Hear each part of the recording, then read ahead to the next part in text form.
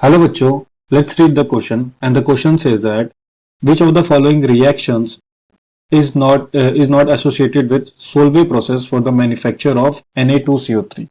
Okay so इसमें हम लोगों को बताना है इसमें से कौन सा रिएक्शन इन चारों में से कौन सा रिएक्शन जो है सोल्वे प्रोसेस से एसोसिएटेड नहीं होगा. Okay so let's start the question by knowing a की concept.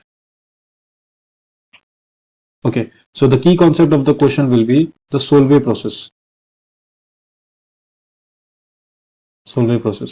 So what is Solvay process? It is a industrial process.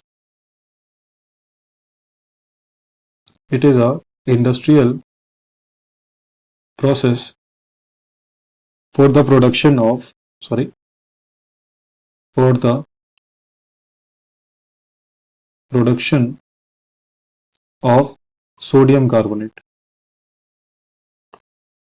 Sodium carbonate, that is Na2CO3. ठीक है. सो सोल्वे प्रोसेस क्या होता है? सोल्वे प्रोसेस से हम लोग सोडियम कार्बोनेट का प्रोडक्शन करते हैं, सोडियम कार्बोनेट प्रोड्यूस करते हैं, but on a large scale, on a industrial scale. ठीक है. So this is known as Solvay process. अब सोल्वे प्रोसेस में होता क्या है, तो हम लोग पहले वाटर लेते हैं H2O और उसको कार्बन डाइऑक्साइड से रिएक्ट कर देते हैं ताकि वो हम लोग का बन जाए कार्बोनिक एसिड. ठीक है. तो ये हम लोगों का यूज होता है इस रिएक्शन में carbonic acid.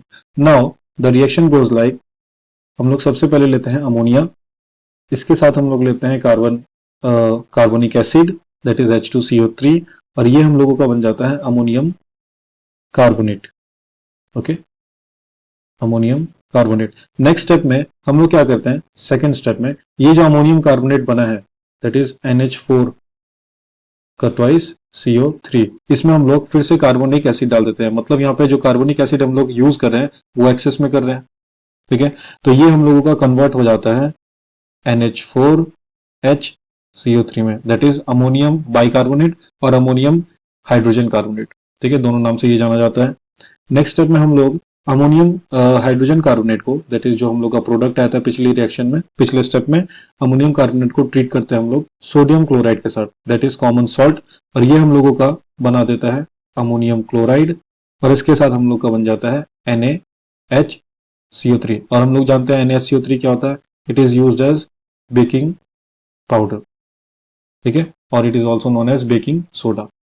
And the last step goes like, जो हम लोगों का अमोनियम कार्बोनेट यहाँ पे मिलता है उसको हम लोग डिकम्पोज करते हैं तो हम लोगों को मिल जाता है सोडियम कार्बोनेट और उसके साथ हम लोगों का कार्बन डाइऑक्साइड गैस रिलीज हो जाएगा और H2 रिलीज हो जाएगा. कार्बन डाइऑक्साइड गैस जो यहाँ पे रिलीज होता है वो हम लोगों का ऑर्डरलेस और कलरलेस होता है और हेंस यहाँ पे हम लोगों को मिल जाता है sodium carbonate.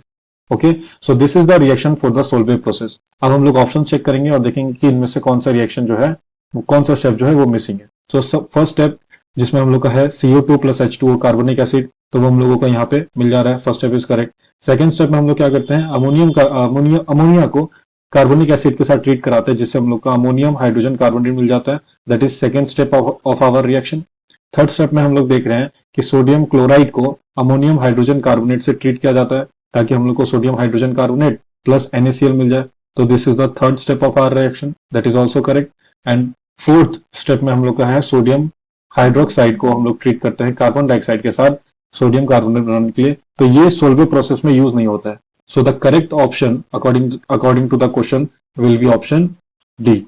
Hope you understand the concept. Thank you and best of luck.